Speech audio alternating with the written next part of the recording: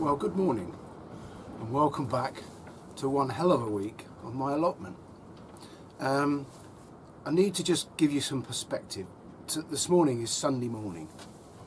I didn't set an alarm and I woke up about 5:45 and I thought, do you know what, the wind is howling outside, I'm going to have a lie-in. So I stayed in bed till about 7 o'clock. Yeah, so it's Sunday morning and this video is an amalgamation of little clips from the past week. So the sunrise you just saw was early Monday morning. The flooding you saw was Tuesday. The storm was Friday. We went down to my parents yesterday, and this morning is Sunday. So yeah, just to put it in perspective, because clearly I don't have that sunrise behind me now. And still on Sunday we've got 40-mile-an-hour winds predicted, and they're here. And then tomorrow, Monday, a working week, more of the same. From Tuesday onwards it all calms down. So let me start by saying my allotment has survived. I have survived being up here through it all, and I hope you, your family, your allotments and your gardens are all still in one piece. I suspect we've all got some damage of some sort, but both in my garden, where I was concerned about the greenhouse, and here on the plot, I've got away with, well, virtually nothing. Cannot be said for the rest of the site, and I'll show you some more of that in a minute. I've mentioned before that, you know, a lot of people up here, you know, it's the same in life. Everyone approaches things differently, and I'm not judging anybody. It's their plots. They do what they want on it. They pay their money. They do them as they see fit. But there were 2 or 3 people came up at the beginning of the week, knowing this storm Eunice was coming. Well, first it was Dudley, and then it was Storm Eunice, which was by far the more powerful in this area of the country. Some people came up and did a little bit of prep, tied things down, and you know, so on and so forth. And that includes me, obviously. Others, you know, they just didn't show their faces. And most of their plots are sticking against the hedge down there.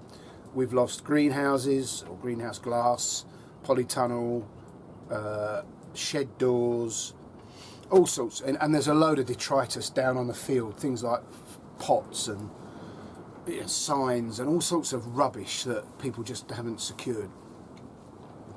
And, you know, and it's like everything in life, you know, prior preparation prevents poor performance. I won't include the other P in that. Some of you may know it. So anyway, welcome along to this video. This video is all about weather. What a week. So let's have a look at a few clips. Well, a different day, a very different day. I've actually just done 2 hours work in a lady's garden, and halfway through, see my hat's all wet and floppy, halfway through the 2 hours she stuck her head out the back door. She didn't come out, she's not stupid, and she said, "Martin, are you sure you want to carry on working in this?" And by odd coincidence, she was on the phone to my wife. She'd rung the local doctor's surgery where my wife works. So she was telling me to go home, and on the same moment she had the phone against her ear talking to my wife about a prescription. And she told my wife that she'd asked me to go and I wouldn't go. When I get home, Cheryl will say to me, "Damn right you shouldn't be stopping. Earn your money." Anyway, it is absolutely foul. So you're asking the question, which is a fair question, what the hell are you doing up the allotment, Martin? Well, actually, because it is so rotten, and I still love being up here, the sheds really come into their own when it's foul, because I'm under this covered area, and although it drips, there are some holes in it, and the water's dripping through here. I'm still fairly dry when you look how foul it is out there. And I'm going to use the next couple of hours. The fire's on, it's drying out my kit. I should be putting this hat next to the fire in a minute because it's dripping and drooping. And I'm going to do a bit of make and mend. I'm going to clean and oil my tools and just generally have a tidy up in the sheds. I'm not venturing out there. Having said that, I'm just going to show you, while the weather is truly awful, how the canal works when it's full up. So let's go and have a look at that now. Well, it starts here at the back of the plot where the water runs down the hill, forms a puddle here. I've put a soakaway under there, and there's a pipe that goes into, and that's the start of the ditch, or what I call the Hanley Canal. At the risk of getting my boots wet, it's dropping in under this slab. I don't know if you can see, this is the very start of it, and already it's starting to flow in the right direction. It used to flow straight through between the two sheds. Now it doesn't. It's not the complete silver bullet, and there is a certain amount of water logging on the plot. But the point is, the plot no longer floods like it used to.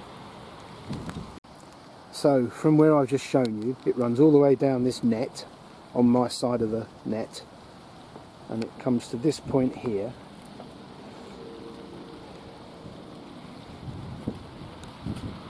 and I mean, I've seen it a lot higher. In fact, I've seen it burst this bank, and it flows on under the bridge and away down there. In fact, my neighbour's dug a ditch quite deep. It's about 1.5 feet, 2 feet deep. It's a real ankle breaker. And his plot empties to that point there, where I've put a pipe under this ground. In fact, you can see the end of the pipe there. So the water flows down here, and it either goes along there, which it's not deep enough to do yet, or it goes through that pipe, which goes under here, and it actually is quite a long pipe. It comes all the way to here.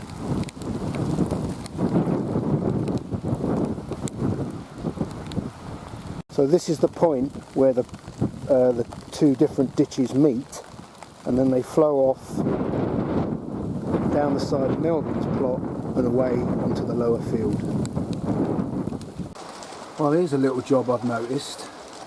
The water's coming through between the shed and the plastic roof, and it's dripping down the roof felt. Somehow it's actually managing to land just inside that shed door. Now, obviously, normally it doesn't rain this hard and it's not a problem. But I think what I'll do is I'll put a little cap, a piece of wood across the top there, that means it'll drip further out. Well, I have to admit, there is a certain satisfaction in just, you know, no time pressure. I've got nothing else to do. I'm enjoying being up here. There's nobody else about. No one's that mad. And just, you know, cleaning, sharpening and oiling the tools. I just never get to do that, so it's a real pleasure. And just another social comment, as I watch around me the world disappearing up its own backside in stupidity. The two latest things I've heard is the teachers' unions are trying to take away the ability of children to call their teachers Miss Smith or Mr. Jones or whatever, and just call them teacher, because it's gender neutral. And the other one I've heard is from the people who run maternity, the midwives, is that they want midwives to stop calling pregnant women, which is odd because pregnant women is what they are, and call them birth givers, because that's gender neutral.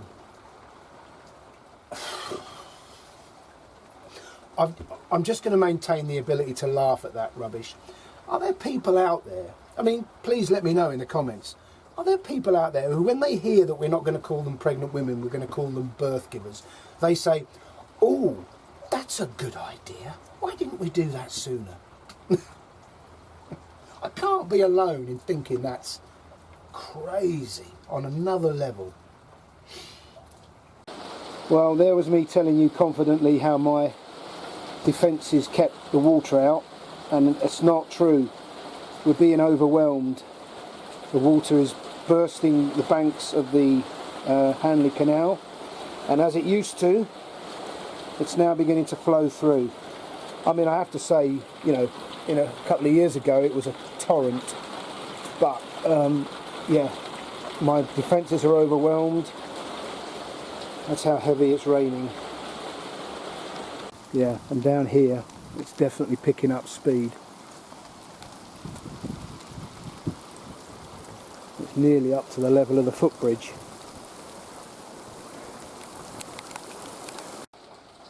Well, as the rain gets heavier and heavier, this is getting more serious. My defences are broken, and it's pouring through off the whole of the hillside. It comes to this point. I am at the lowest point. It rises either side of my plot. It's pouring through, and it's now flooding my site. So let's go and have a look around the back where I've ripped everything out. So this whole hillside flows down, and by a freak piece of poor luck, there's a rise up there, there's a rise behind me onto the golf range, and this is the low point of this whole slope, and it just so happens to funnel between my sheds, which I thought I'd cured, because the ditch goes behind this bench that I've pulled out and then flows around here, but it's completely overwhelmed.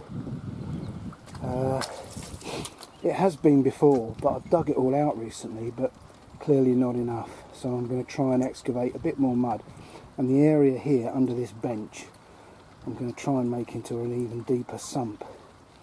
So, a bit of work to do. I thought I was just going to be sharpening a few hand tools up here today, but got some physical work coming my way. Well, I'm too late to stop the plot flooding. However, it's not the end of the world. And the rain has abated slightly, and I've managed to stop it going through under the shed. And the reason I managed that is I've spoke to Les on the golf course, and he's let me put a ditch the other side. So I'm digging this. And already it's allowing such a volume through that it's eased the pressure between the sheds. So I've got another hour's work to connect the two ditches down the bottom there. But this has got to be a permanent solution. This extra ditch, it's easy to keep clear because there's no obstructions.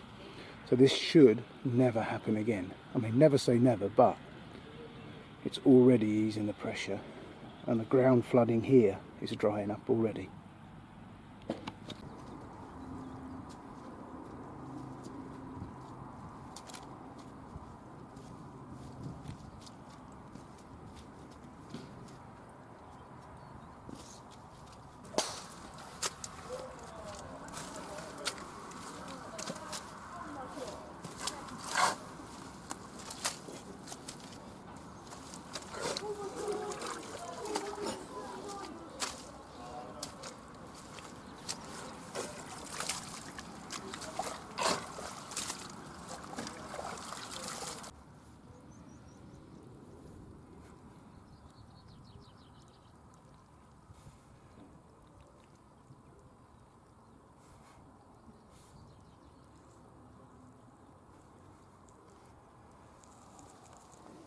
Job done.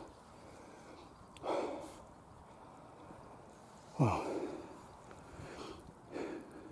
the reason the plot's not flooding anymore, I think, is down more to the rain stopping. But that's a job well done. I just need to tidy up the edge of the ditch so it's a bit more presentable from Les's point of view. But that's flowing a real treat now. Let's go and have a look at the other end. Well, it's the calm after the storm, and the end product actually is good news. I've got a second ditch going down the length of the plot, which should take the overspill the next time it rains hard like that. And that wasn't exceptionally hard rain. I mean, it rained all last night and it's rained hard this morning, but that's perfectly normal for the winter, so I've got to be able to deal with that. And I am just unlucky that I'm at the low point of this whole slope. Anyway, thank you to Les for letting me dig a ditch down his side of the net. I have made a mess here, but you know, I've put those plastic grids in by sheer luck a week ago, so it enabled me to not make such a mess. And one of the byproducts of it, just when I thought my plot was tickety-boo, is this bench is just crumbling apart. It's made from old pallets, and having to move it out the way to dig the ditch out, it's just fallen apart. So I need some more pallets and a new bench, and there's my next project. Never mind. Well, what a week of weather. I've only just managed to recover from the flooding, and this is the morning of Storm Eunice. And I went to bed last night, I closed all the windows in the house. We normally like to get a lot of fresh air, especially in the bedroom. Closed all the windows, I went around the garden, checked everything, closed up the greenhouse. It's the greenhouse I'm worried about. Anyway, expecting, as the weather forecast said, that about 4 o'clock in the morning these 70 to 80 mile an hour winds would hit Chepstow. And what a quiet night. And it's just gone 8:30. I've just dropped Cheryl off at work. Her health centre is surrounded by big trees, and there's always debris dropping off, and I said, no, you're not having the car there. Plus, I'd rather drop you off and pick you up than, because she would go off shopping, and I got her to do the shopping yesterday. What a caring husband I said, go and do the shopping yesterday, and then today we'll go home in the afternoon and we'll stay at home and we'll do the sensible thing. Sometimes it's best just to recognise that nature is far stronger than we are and to let it do its thing. I have to say, and I don't want to tempt fate because I'm sure it's coming, but this morning it's not that exceptional. Like I say, I'm sure it's coming and that's why I'm here. But right now it is windy. It's definitely windy, but nothing out of the ordinary yet. Like I say, I'm sure it's on its way. I came up yesterday for an hour and put these guy ropes up and over this plastic roof because I'm absolutely certain I am so exposed here. I'm the first plot and the wind hits my shed on the back end before it touches any other part of this site. So I am really at the forefront. So when this wind does come, I'm really concerned. In fact, I'm very fatalistic about it. It's going to rip this roof right off. In fact, I can see it flexing with the wind now. So I've put these guy ropes over in the hope that that might provide a bit of extra strength. But you know, if the wind is going to do what they say it's going to do, it'll take that clean off. We'll see. If it happens, I hope I get it on film. And the forecasters are saying that the red warning, the safety to life warning, is for the Bristol Channel. Well, there's the Bristol Channel. So I am right in the path of Storm Eunice. So let's plan for the worst and for Christ's sake hope for the best. Well, in amongst this awful weather and all these warnings of danger to life, it's lovely to see that nature stops for nothing. There's a massive increase in the amount of frog spawn I've got, which is lovely to see. And an update on my last comment that the storm doesn't seem that bad. It's absolutely raging out there now. I'm stood in the shelter of my tool shed, but out there now it's horrible. And of course, you know, I didn't think you'd be able to stand in the wind. The weather forecast was so bad. You can, but some of the gusts, they're very short and sharp and they're violent. And it's not generally here that the problem is. It's wherever there are people and gardens. And of course on this site downwind, it's flying debris that will get you. Things being picked up by the wind and just flown, which is why I'm so worried about that plastic roof I've got. The thought of that flying off and hurting someone horrifies me. So I'm keeping my fingers crossed and I'm keeping an eye on it at all times. That's actually why I'm up here. I'm not really up here to do any work. I'm up here to keep an eye on that roof and everything else on my plot.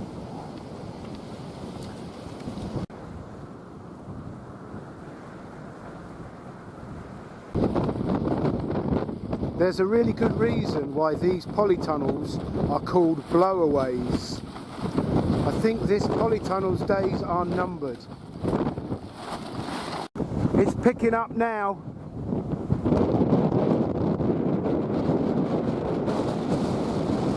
Just had a walk round the site and things are starting to move about where people haven't come up and stowed their stuff properly.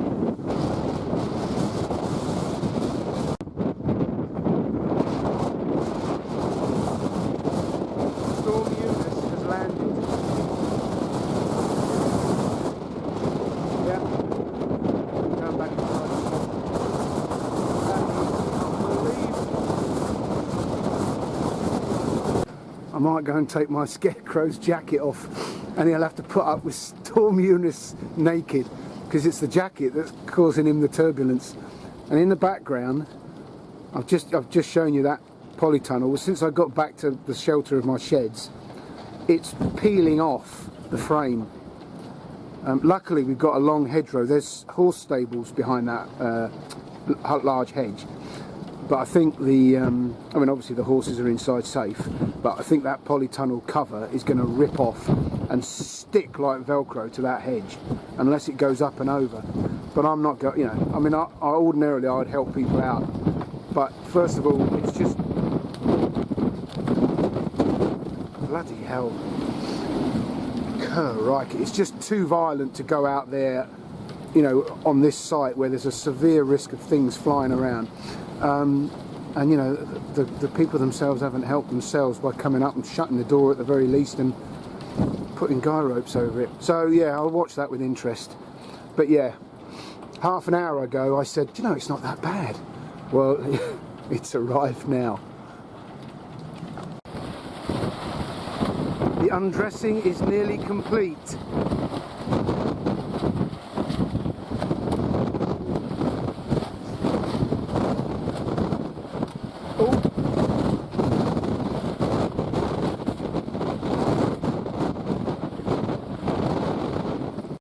Another casualty,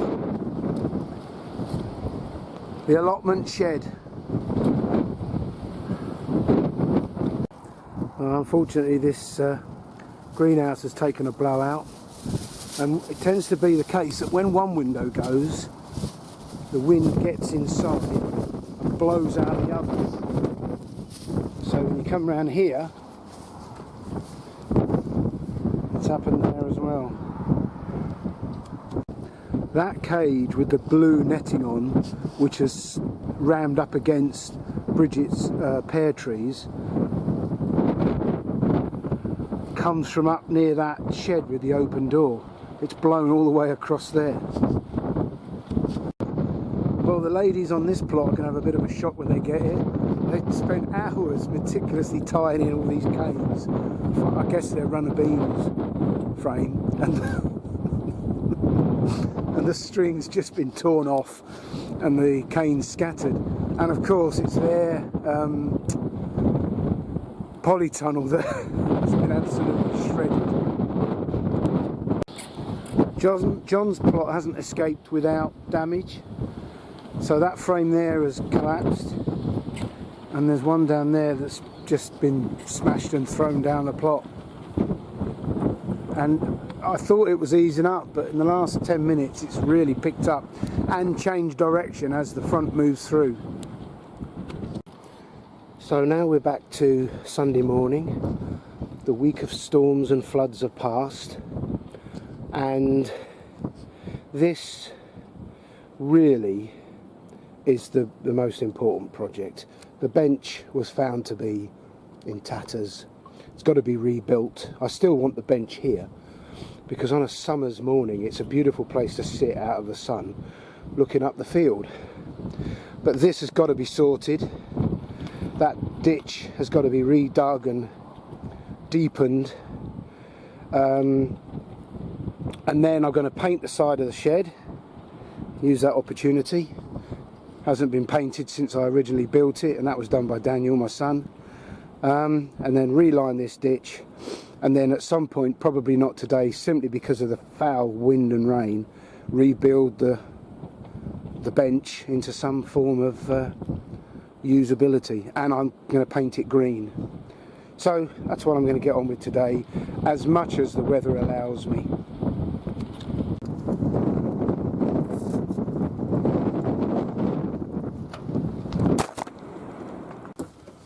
Right, well, the weather's beaten me for the time being. I've brought a waterproof with me. And I thought, you know, when I saw the weather forecast, and I thought, well, I'll just put a coat on and crack on through it. But it's so unpleasant around that corner. You're just getting lashed by the wind, and then the rain, because it's being carried by the wind, is just drilling into you. So anyway, I've stopped. I think I'm going to put the fire on. I'm sweating at the moment from the sheer labour of digging out that trench.